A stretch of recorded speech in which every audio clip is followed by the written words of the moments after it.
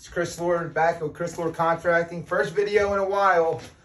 YouTube is a side hustle. This construction is my real job, so I can't make YouTube videos every day. I'm too busy. I'm sorry. I'm trying. But back in another underpinning job. I know we do so much more than underpinning. It's just for some reason I'm always videoing underpinning jobs. But we noticed this existing basement had a French drain, and this is garbage. You do not, look at it. See? This is, they call this PVC. This isn't the PVC your plumbing pipes are hooked up with. This is thin wall PVC. It's like paper. When you do a French drain system, use the black pipe, ADS pipe. And see these holes? They were filled with dirt. There wasn't even stone around the old system.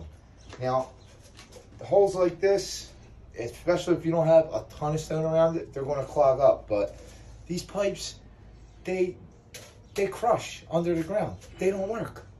So when someone comes in, when you get that basement company, those companies that just specialize in basements and waterproofing, and they want to tell you about a box system that don't work because it don't catch groundwater, or they're going to tell you they use PVC pipe and they're going to pitch the pipe. Do not use those companies. You don't pitch. It's not really a French drain either. Everybody just calls it French drain. It's called a pressure relief system. You have water coming in, pressure rising up from the ground when it rains, from groundwater coming in through your walls. The pipe around the perimeter catches that water, takes it to the sump pit, and pumps it out. You're relieving all the pressure. Now, this pipe crumbles under pressure from actually all the earth on it, and that's why you have to have a ton of stone around it. But look at it. I mean, this is garbage.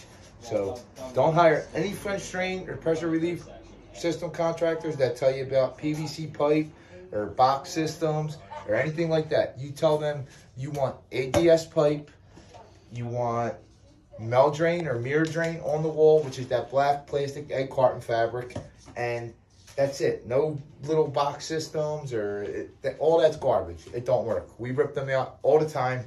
There's always water collecting at the bottom. It don't work. Now, in this job, and with most of our French drains, because we work in Philly, we're doing it on a stone and rubble foundation, and we're underpinning. So the plans told us that the top of the slab has to be 8 inches above the bottom of the footing. But you can't do that if you're doing a French drain. You have to make your underpinning sections lower, because if you only did 8 inches, your pipe is 4. Your pipe so you're going to be, when you dig for your French drain, which is about 1 foot deep, you have to be low enough under the top of the slab for the stone, and you have to be a little bit above the bottoms so you can have stone underneath. So you cannot dig lower than the bottom of your underpins. So when you're doing your underpins, you go a little lower to accommodate the French drain, so everything can be encapsulated with stone and it works right. And that's it. Now on this job, you ever seen plumbing like that before?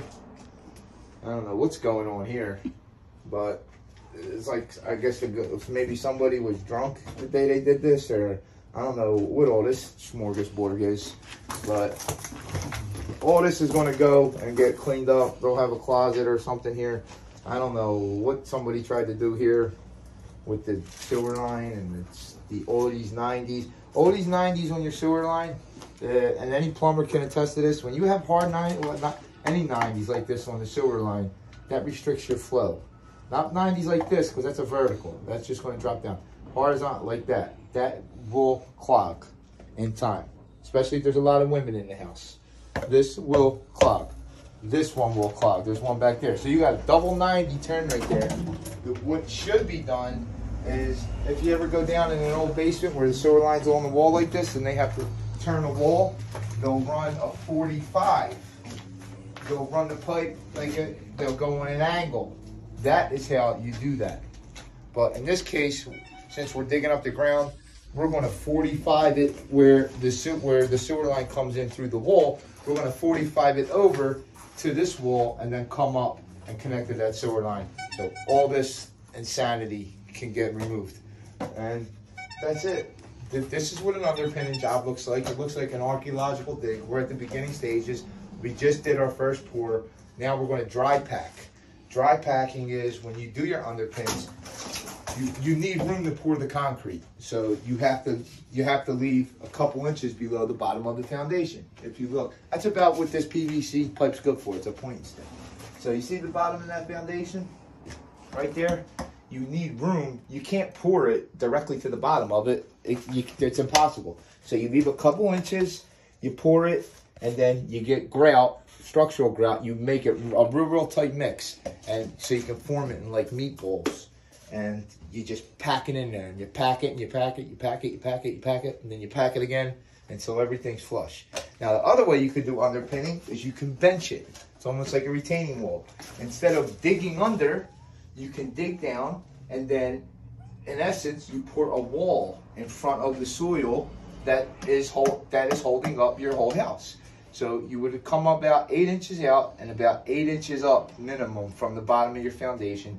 You put a couple rebar pins in the wall, and then you're basically retaining the soil that's under your foundation. Then you do that all the way around your basement. Cheaper to do it that way, but when space is a premium, when you're trying to finish your basement, you have 8 inches off this wall, 8 inches off that wall, 8 inches off that. You're losing a lot of space. So some things to consider. Now, in the case when you have the sewer line along the wall like this, maybe you can get away with just doing one wall because you already have to frame in front of this anyway. So it might not be a bad idea. But what we're going to try to do on this job, since we knew the sewer line is way, way deep in the ground, we're going to try to drop that as soon as we can and get it underground if pitch allows. And then so we can get tight, you know, wherever we can, as tight to the walls as we can. So that's what we're going to do. And there's all kinds of stuff going on this job. Look at this nice framing somebody did here. This is all falling in, all these joists, nothing's done right. Like this must have been a hole at one point and they boxed it in. I don't know what they did here.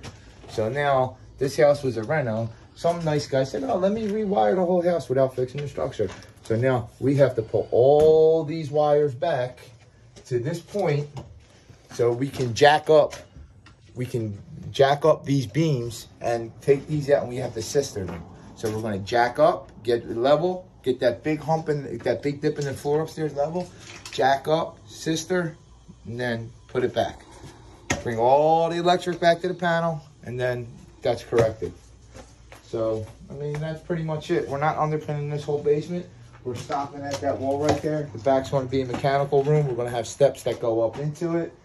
And that's about it. And a couple other things we're doing. We're going to finish this basement from, you know, drywall, everything. And then that'll be that. And I appreciate you guys watching. If you like this video, press like, subscribe. Let me know what you think in the comments. And I'll see you on the next one.